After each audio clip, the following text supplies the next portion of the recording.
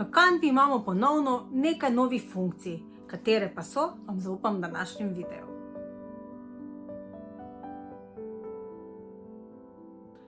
Tisti, ki še ne poznate tega super orodja, vam zdaj na kratko ga predstavim. V bistvu gre za orodje, kjer lahko kreirate različne marketinške materiale, spletne strani, vizitke, karkoli potrebujete za posel.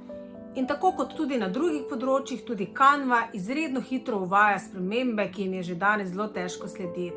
Ampak zato jaz vedno spremljam novosti in tako vam jaz zaupam, kaj je novega in kaj se splača uporabiti. Glejte naprej.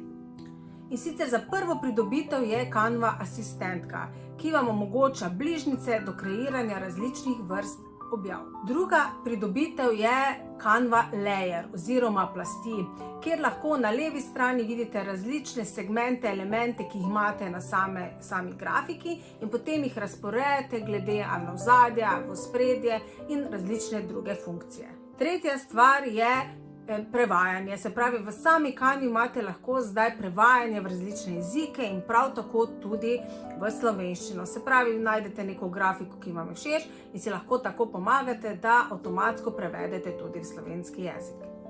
Četrta stvar je Magic Eraser. Včasih smo uporabljali zunanja orodja, sedaj pa je to vse v Canvi. Se pravi, da lahko izbrišete določene elemente, ki jih nočete na fotografiji in tako tudi nadomestite z mogoče drugim ali pa tam pač ni predmeta.